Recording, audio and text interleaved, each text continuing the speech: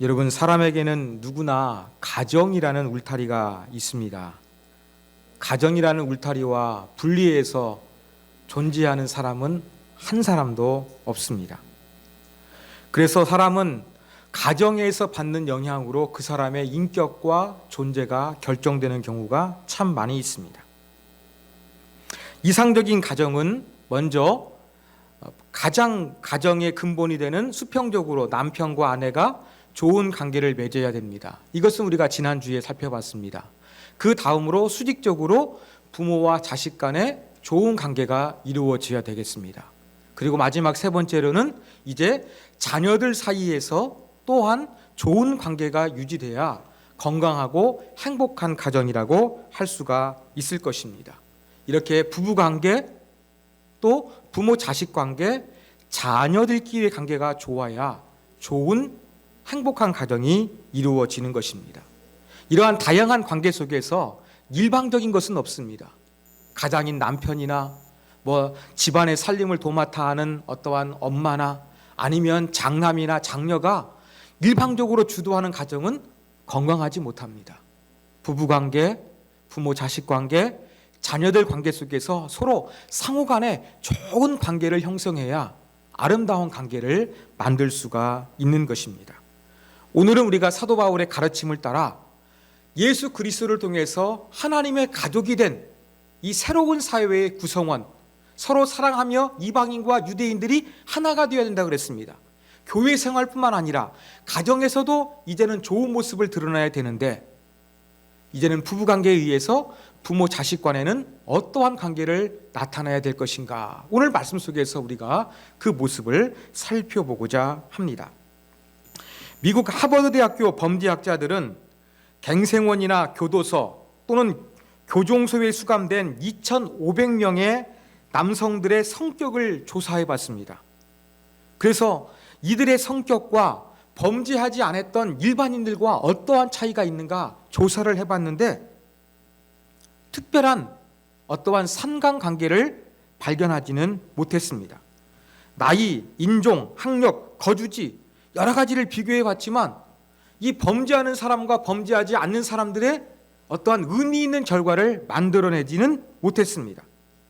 그러나 조금 더 연구를 진행하다 보니까 범죄하는 사람과 범죄하지 않는 사람의 차이를 만드는 일차적인 원인은 그 사람이 태어나고 자란 가정적인 배경에 원인이 있다는 것을 발견하게 되었습니다.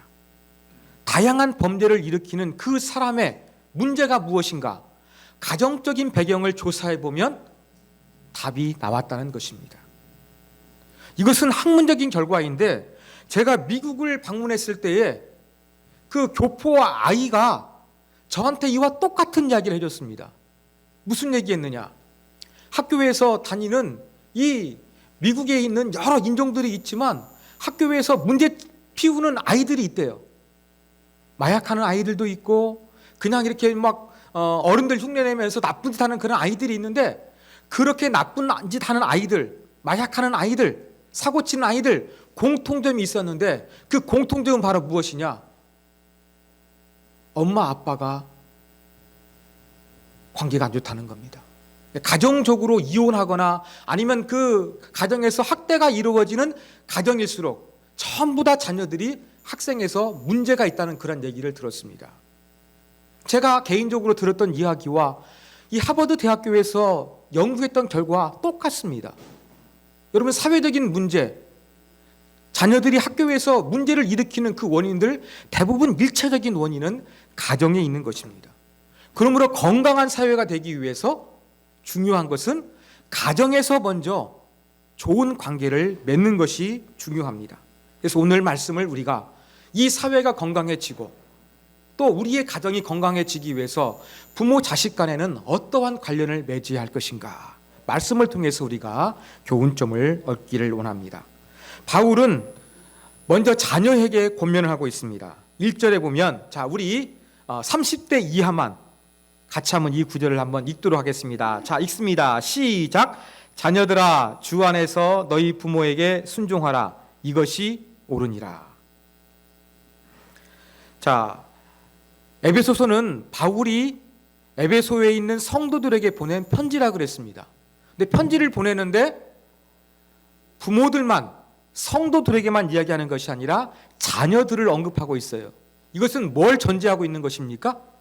에베소에 있는 성도들이 신앙 공동체, 교회를 이루면서 신앙생활을 하고 있었는데 어린 자녀들도 그 예배 가운데 참여하고 있음을 전제하고 있는 것입니다. 그래서 이 교회의 구성원인 일부인 자녀들에게도 어떻게 살아야 되는가 바울이 권면을 하고 있는 것입니다. 자녀에게 부모님께 순종해야 된다. 이 가르침은 너무나 보편화된 가르침입니다. 고대 세배에서도 마찬가지였습니다. 그런데 이제 시대가 변했습니다. 자녀들은 부모의 말을 존중하는 것이 아니라 귀담지 않는 시대가 되었습니다. 우리가 어린 시절에 부모님의 말씀은 당연한 것으로 받아들였는데 워낙 모든 사회가 빨리빨리 변하다 보니까 부모가 경험하지 못한 것을 자녀들이 경험하면서 새롭게 경험하면서 살아가다 보니까 지금까지 부모가 경험했던 모든 부분들이 자녀에게 이야기해 줄 때 별로 도움이 안 되고 시대에 뒤떨어지는 것처럼 느껴지는 그런 시대가 되었습니다. 특히 컴퓨터와 스마트폰, 우리는 어렸을 때 이걸 사용하지 않았거든요. 근데 어린 자녀들은 어렸을 때부터 사용하다 보니까 저희들보다 훨씬 더 잘 사용합니다. 저도 이것을 아이들이 초등학교에서 조금 나이가 늙다 보니 초등학교 고학년이 되다 보니까 야, 아이들이 정말로 잘 사용하는구나, 그런 부분들을 제가 느끼게 되었습니다. 요즘에 스마트폰을 사용하는 어플도 마찬가지입니다. 앱도 아이들이, 우리는 다른 사람에게 돈을 이체할 때 어떻게 합니까? 때로는 수수료를 내고 이체합니다. 제가 얼마 전에 옆에 농협에 갔는데 어떤 분이 10몇만 원 송금하면서 은행 찾아와가지고 3,000원 수수료 내고 송금을 했습니다.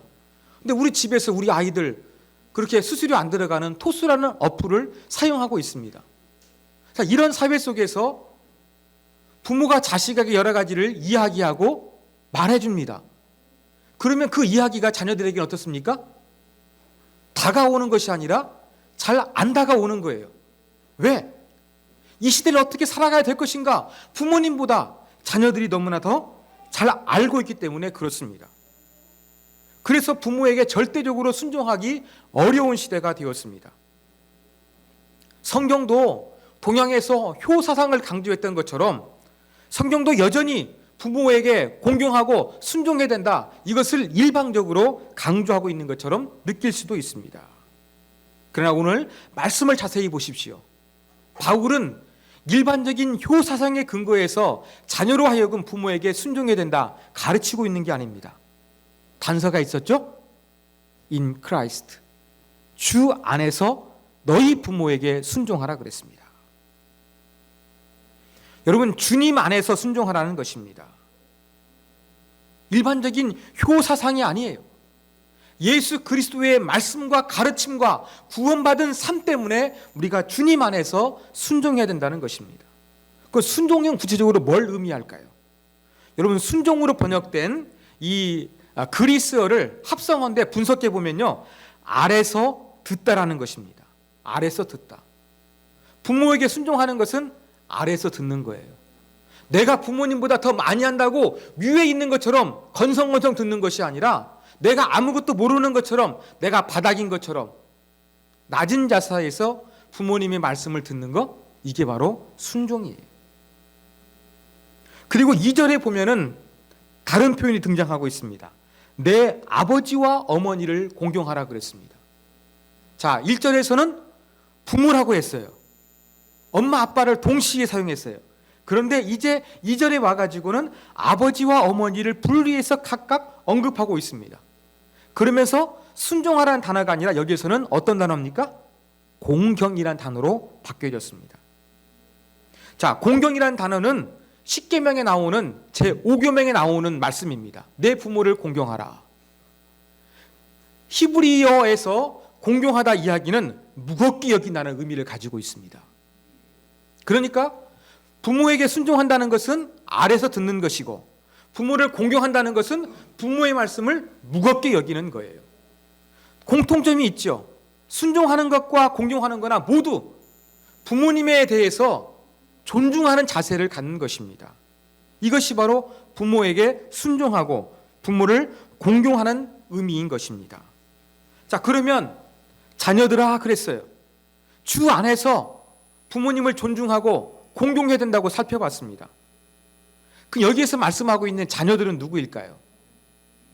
제가 이 구절을 30세 미만만 읽어보자 그렇게 제안했는데 여러분 여기에서 말하는 자녀들은 어린 아이를 가리키는 것일까요?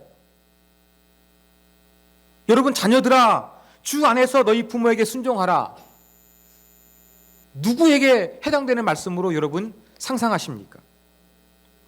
우린 일반적으로 어린 아이들, 아직 한참 자라고 있는 청소년들, 조금 더 범위를 넓히면 결혼하지 아니하는 20대 우리 청년들에게 해당하는 말씀으로 생각하기가 쉽습니다.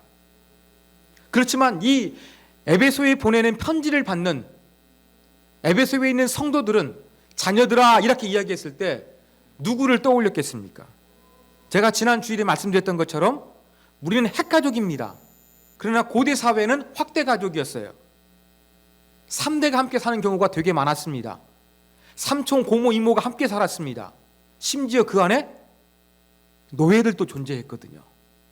그래서 가정을 질서 있게 유지하기 위해서 가정 준칙이 존재했다고 제가 말씀을 드렸습니다. 자, 바로 이렇게 자녀들아 부모에게 순종하라는 말씀은 확대 가족을 이루어 살고 있는 모든 자녀들에게 주신 말씀이었습니다.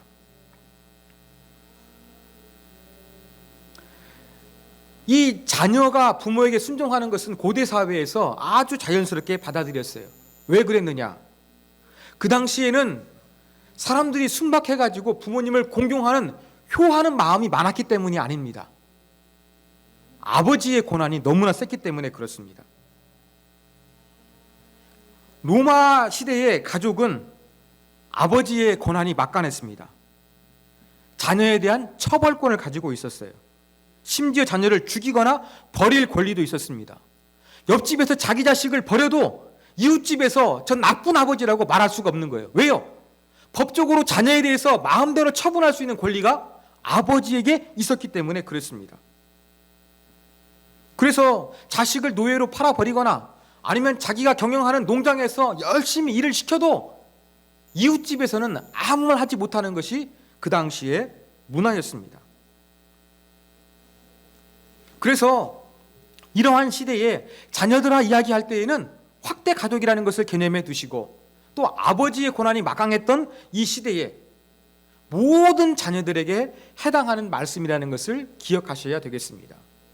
우리는 이 말씀을 주로 어버이 주일에 부모 공경 잘해야 된다 강조하고 있지만 자녀들 누군가 우리는 낳아주신 우리에게 부모가 있지 않습니까? 그러므로 우리는 이 말씀은 이 자리에 계신 모든 분들에게 주신 말씀으로 우리가 받아들여야 될 것입니다. 우리의 부모님께 어떠한 자세를 취하라고요? 아래에서 듣고 부모님 말씀을 무겁게 드리는 이 존중하는 마음을 가져야 한다는 것입니다. 1절에 보면 이것이 옳으니라 그렇게 이야기하고 있어요. 당연한 것이라고 이야기하고 있는 것이죠. 그렇지만 당연할 뿐만 아니라 여기에는 뭘 또 언급하고 있느냐? 보상도 언급하고 있습니다. 2절에 보면 약속 있는 첫 계명이니 이로써 내가 잘되고 땅에서 장수하리라. 자, 약속 있는 첫 계명이래요. 여러분 10계명은 10개입니다. 10계명을 크게 두 부류로 나눌 수 있죠. 1계명에서 4계명까지는 수직적으로 하나님과 관계 속에서 지켜야 될 것들, 5계명부터 10계명까지 6가지는 인간들 사이에서 수평적인 관계에서 지켜야 될 것입니다. 쉽게 말해서 하나님 사랑, 이웃 사랑을 이야기하고 있습니다. 그런데 이 수평적인 관계 속에서 가장 먼저 언급되는 계명, 제5계명이 바로 무엇입니까? 내 부모를 공경하라예요. 여러분 10계명은 모세가 받은 2개가 있었습니다. 아마 하나님과 지켜야 될 계명 돌판 하나, 인간관계 속에서 지켜야 될 돌판 하나, 이 2개를 받았을 것입니다. 그 인간관계에 기록된 첫 번째 맨 위에 기록된 계명이 무엇이었습니까? 내 부모를 공경하라였습니다. 그런데 십계명을 자세히 보면 다른 명령보다 특이한 게 있는데 그게 바로 무엇이냐? 부모를 잘 공경했을 때에 보상이 약속되어 있다는 것입니다. 다른 인간관계 잘해도 하나님을 잘 섬겨도 십계명에는 보상이 구체적으로 언급되어 있지 않아요. 그런데 부모를 공경하는 거 이것이 옳으니라 당연한 것처럼 이야기하고 있어요. 그렇지만 당위성만 성경은 강조하고 있는 것이 아니라 이렇게 부모님께 순종하며 효를 잘했을 때에 하나님께서 보상해 주실 것을 언급하고 있는 첫 번째 유일한 계명이라는 것을 우리가 기억해야 되겠습니다. 그러니까 의무적으로 부모를 공경해야 된다. 성경은 이것만을 일방적으로 강요하고 있는 것이 아니라 그렇게 부모에게 공경하고 순종했을 때에 하나님께서 복을 주실 것이다. 하나님께서 부모에게 잘하는 자에게 은혜를 베풀어 주실 것이다. 이것을 약속하고 있는 특별한 계명임을 우리가 잊지 말아야 되겠습니다. 그런데 이 말씀을 듣고서 유대인들은 어땠을까요? 부모를 공경했을까요? 인간관계의 첫 계명으로 부모를 공경하라 그랬어요. 그리고 다른 계명들보다 이 부모를 공경하면 하나님께서 복을 주실 것을 약속해 주셨어요. 그래서 이 특이점을 유대인들은 기억하고 하나님 말씀을 잘 지켰을까요? 아닙니다. 자, 여러분, 우리가 신약 성경을 읽다 보면 유대인의 고르반이라는 관습을 발견하게 됩니다. 고르반. 이 고르반이라는 거 여러분 잘 모르시죠? 자, 유대인은 고르반이 있었습니다. 마가복음 7장에 있는데 성경 구절 빼먹었는데, 자, 모세는 내 부모를 공경하라 하였거늘 아버지에게나 어머니에게나 말하기를 고르반 이렇게 선포하는 겁니다. 곧 하나님께 드림이 되었다고 하면 자기 아버지나 어머니에게 다시 아무것도 하여 드리기를 허락하지 아니했다고 이야기합니다. 자, 무슨 말이냐? 이 고르반이라는 관습은요, 바벨론 포로 이후에 생겨난 유대인의 관습이에요. 성전이 무너졌잖아요. 하나님을 섬기는 게 중요했어요. 그래가지고 하나님을 잘 섬기기 위해서 각성을 해가지고 어떻게 했느냐? 어떠한 물건이 있거나 돈이 있으면요, 고르반 선포합니다. 그건 무엇이냐? 이걸 하나님께 드린다는 거예요. 하나님께 드리는 거다 보니까 함부로 쓰면 되겠습니까? 안 되겠습니까? 쓸 수가 없는 거죠. 근데 이 제도를 유대인들이 악용했던 거예요. 어떻게 악용했느냐? 자, 부모를 공양해야 돼요. 부모님께 효를 해야 돼요. 부모님을 물질적으로는 마음도 잘 모셔야 돼요. 근데 부모를 모시는 돈이 아까운 거예요. 어떻게 하겠습니까? 그러면은 부모님을 모셔야 될 돈을 가지고서 어떻게 하느냐? 고르반 딱 선포해 버리는 겁니다. 그건 뭐예요? 이 돈은 내가 부모님을 봉양할 돈이 아니라 거룩하신 하나님께 바친 돈입니다라고 선포해 버리는 겁니다. 그러면서 어떻게 하는 거예요?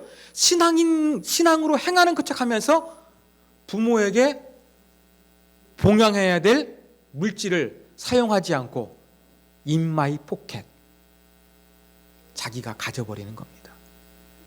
이게 바로 고르반 관습, 악행하는 모습이었습니다. 고르반이라고 거룩하신 하나님을 위해서 구별했다고 말은 번지르 했지만 실제적으로는 부모님께 대한 봉양을 회피하는 그러한 아주 악행으로서 사람들이 이것을 이용해 먹었던 것입니다. 자, 이러한 유대인의 이 부모를 공경하지 못한 모습을 통해서 내 부모에게 공경하라. 당연한 것이다. 뿐만 아니라 이것이 잘 이루어질 때 하나님께서 보상해 주시고 복을 주실 것이다. 이렇게 강조했던 것입니다. 사랑하는 이 자리에 계신 모든 성도 여러분, 우리는 다 누군가의 자녀입니다.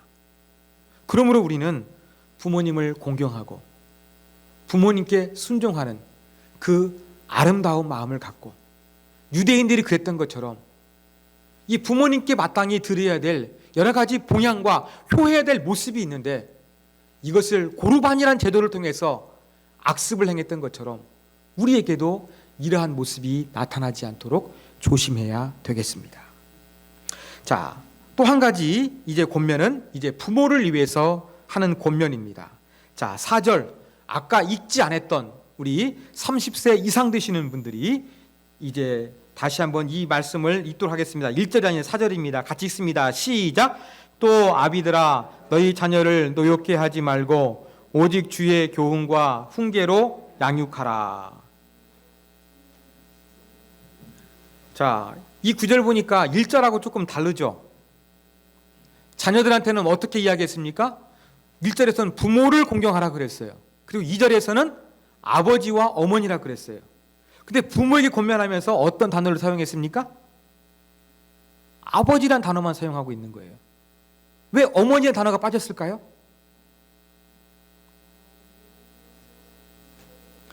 이것은 남성 중심의 고대 사회 속에서 자녀 교육에 대한 책임이 아버지에게 있었기 때문에 특별히 아버지를 언급하고 있는 것입니다.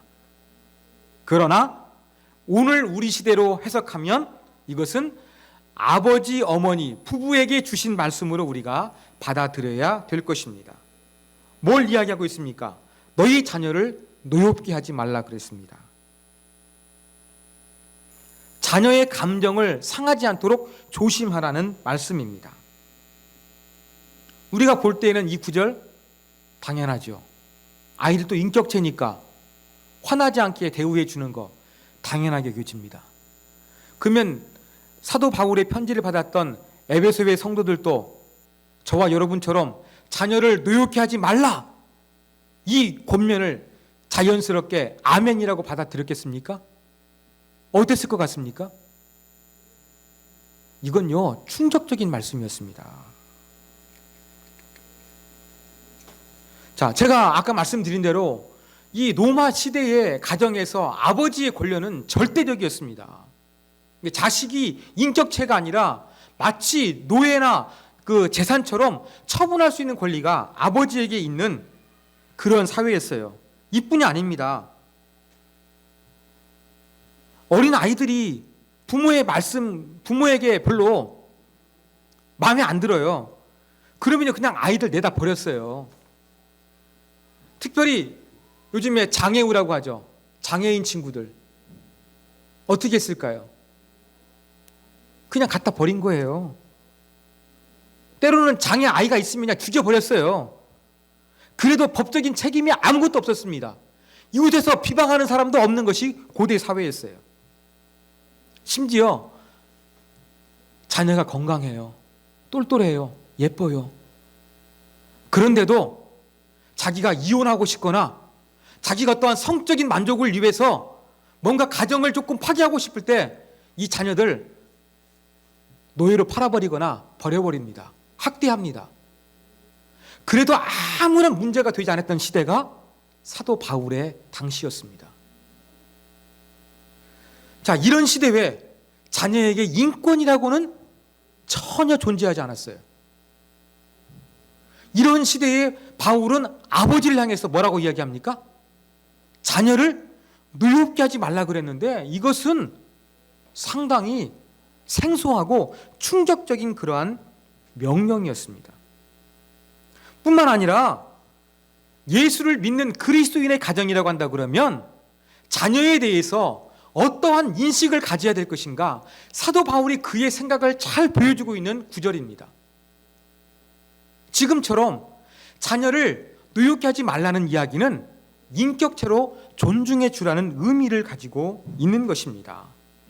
자녀, 물건이 아니라 하나님의 형상으로 창조된 존귀한 자이고 인격을 가지고 있으며 하나님의 귀한 자녀이기 때문에 그들의 감정이 상하지 않도록 잘 보살펴 주는 것이 부모가 해야 될 역할이다. 이것을 선포했던 것입니다. 여러분, 청소년의 사망 원인 1위가 무엇인지 아십니까? 자살이에요. OECD 국가에서 우리 대한민국의 청소년 자살률이 평균 이상으로 높습니다. 아이들이 비관적으로 생각하다가 스스로 젊은 나이에 생명을 끊어버리는 아이들이 많다는 거예요.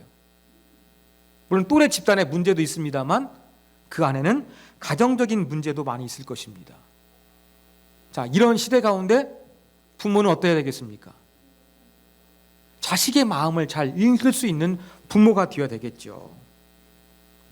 자살을 생각하는 청소년들이 많은 이 시대에 우리 청소년들이 다음 세대가 어떠한 생각을 하며 어떠한 고민을 하며 살아가는지 민감하게 보살필 의무가 기성세대 부모에게는 있다는 것입니다.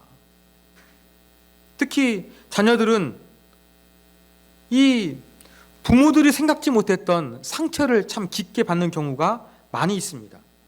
자녀들은 이러한 생각을 많이 한다고 합니다. 내가 좀 크기만 해봐라. 지금 내가 힘이 없으니까 당하지만 내가 힘이 세지면, 내가 돈이 많아지면 반드시 복수해 주겠다. 여러분, 이런 마음들이 이 청소년 안에서 뿌리 깊게 박혀 있는 경우도 정말 많습니다. 이렇게 부모에 대해서 나쁜 감정을 가지고 자란 자녀는 성년이 되어서도 부모에 대한 미움과 갈증이 해소가 되지 못하는 것입니다. 자, 이러한 자녀들이 많고 이러한 청소년들이 많기 때문에 이러한 시대에 우리는 어떻게 되겠습니까? 부모들아, 자녀들을 노엽게 하지 말라. 그들의 감정까지 살필 수 있는 따뜻하고 자상스러운 부모가 되어야 한다는 것을 우리가 분명히 기억해야 되겠습니다. 부모가 자식을 화나게 하지 않는 것, 자극하지 않는 것, 이건 소극적입니다. 성경은 이러한 소극적인 것만 명령하는 것이 아니라 또 무엇까지 언급합니까? 오직 주의 교훈과 훈계로 양육하라 그랬습니다. 자녀를 감정적으로 화 안 나게 하는 게 이게 전부가 아니라는 거예요. 주의 교훈과 훈계, 즉 하나님의 말씀으로 양육해야 될 의무가 부모에게 있다는 것입니다. 교양과 훈계, 쉽게 말해서 하나님의 말씀이에요. 하나님의 말씀대로 살 수 있도록 자녀를 잘 도와주는 것이 부모에게 주신 권면의 말씀입니다. 여러분, 우리나라 여성 산악인 혹시 오은선 씨를 아십니까? 이분이 2004년 아시아 여성 산악인 최초로 세계 최초 최고봉인 에베레스트 단독 등정에 성공을 했습니다. 가냘픈 여인의 몸으로 건강한 남자도 도전하기 힘든 이 히말라야 14고지를 모두 등정했습니다. 물론 조금 논란은 있었습니다.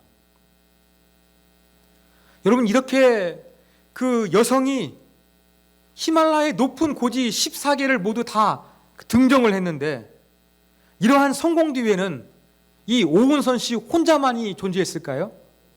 그렇지가 않습니다. 오은선 씨를 도왔던 세르파가 있었습니다. 원래 세르파는요, 네팔 고산악지대에 거주하는 그 민족들을 가리키는 이름이었습니다. 그런데 요즘에 하도 히말라야의 사람들이 등정하기 위해서 많이 오르다 보니까 그 산악인들을 도와주는 고지대에 적용해서 잘 살고 있는 이 도와주는 헬퍼들을 요즘에는 이 세르파라고 부르고 있습니다.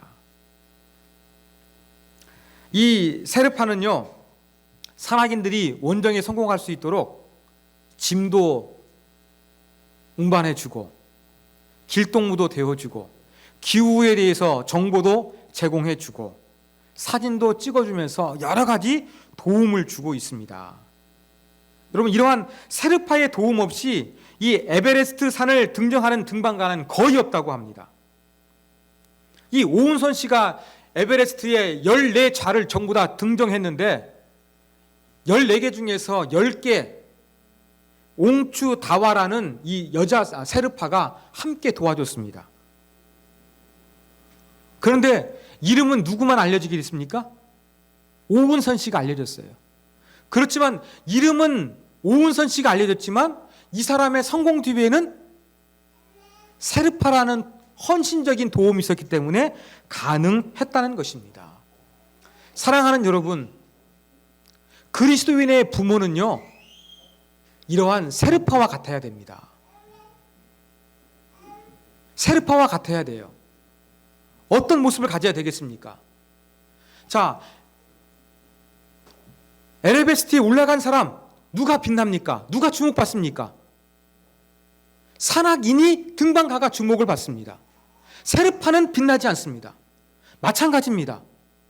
우리 그리스도인의 부모는요, 자녀를 위해서 세르파와 같아야 됩니다. 부모의 대리만족을 위해서, 부모가 떵떵거리고 자랑하기 위해서, 자식을 이용해서 뭔가 자기 만족을 추구하는 것은 자기를 드러내는 거예요. 근데 진정한 그리스도인의 자녀라고 한다 그러면 어떤 자세를 가져야 될 것이냐? 세르파처럼 자기는 숨겨진 존재가 되고 자녀가 높아지는 거예요. 에베레스트는 아주 고원이 있는 것처럼 하나님께서는 우리 자녀들이 자라기를 원하는 정상이 있습니다. 고지가 있습니다. 영적인 고지가 있습니다. 우리의 다음 세대가 하나님이 원하시는 신앙의 자리, 아름다운 인격의 사람이 될 수 있도록 그 고지에 올라설 수 있도록 부모는 뭐 해야 되느냐? 도와주는 역할을 해야 되는 것입니다. 이게 바로 오늘 우리 시대에 우리가 기억해야 될 그런 하나님의 말씀입니다. 저는 사도 바울 당시 고대 사회에서 아버지의 권한이 너무 셌다고 말씀을 드렸습니다. 그런데 현대 사회에는 정반대가 됐습니다. 어떻게 되었습니까? 이제 아버지의 권한이 없어요. 아버지는 자녀 유학을 위해 가지고 한국에서 열심히 벌어 가지고 돈 보내주는 기러기 아빠가 되었습니다. 바울 시대에는 부모가 자녀 위에 군림했지만 이제는 자녀가 부모보다 더 위에 있는 것 같아요. 한국 사회의 자녀는 우상이 되었습니다. 집안의 결정과 모든 것들이 누구를 중심으로 이루어집니까? 자녀를 중심으로 이루어집니다. 그래서 이제 아버지가 자식들의 눈치를 봐야 되는 그러한 시대가 되었습니다. 어느 집에서는 수험생이 있는 자녀들이 열심히 공부할 수 있도록 방해가 되지 않기 위해서 아버지가 일부러 퇴근을 늦게 한다고 합니다. 자, 이러한 모습들 전부 다 이제 가정에서 고대 사회에서는 자녀 위에 아버지가 군림했지만 이제는 자식에게 부모가 오히려 쩔쩔매는 그러한 시대가 되었다는 것입니다. 이러한 시대를 성경적인 시대라고 우리가 말할 수 있을까요? 그럴 수는 없을 것입니다. 이제 바꿔야 할 것입니다. 가정의 문화가 달라져야 할 것입니다. 범죄 없는 사회와 가정이 되기 위해서 건강한 부모 자식 간의 관계가 형성되어야 될 것입니다. 그러기 위해서 필요한 게 바로 무엇입니까? 부모는 자녀의 성장을 위해서 도와주는 세르파가 되는 것입니다. 또한 자녀도 뭘 기억해야 되겠습니까? 오은선 씨가 에베레스트에 14자를 모두 올랐지만 자기 혼자 올랐습니까? 묵묵히 그를 도와주었던 세르파들이 존재했습니다. 그들의 헌신과 그들의 목숨을 건, 물론 급여는 받습니다만 그래도 그들의 헌신적인 동행이 있었기 때문에 등정이 가능했다는 것을 잊지 말아야 되겠습니다. 자녀들도 마찬가지입니다. 내가 지금까지 있는 것, 내가 잘 될 수 있는 것, 바로 부모님께서 세르파처럼 헌신적으로 나를 사랑해 주셨고 기도해 주셨고 돌봐 주셨기 때문에 가능했다는 것을 가슴 깊이 새기고 존경하는 마음, 감사하는 마음, 사랑하는 마음을 가져야 될 것입니다. 그래서 자녀된 사람들이나 부모된 모든 사람들이나 세르파를 기억했으면 좋겠습니다. 영적인 세르파 예수 그리스도이십니다. 예수님처럼 부모는 자녀를 위해서, 자녀는 부모를 위해서 세르파처럼 예수님처럼 희생함으로 사랑으로 좋은 관계를 유지하는 세움의 모든 가족이 되기를 주님의 이름으로 축원합니다.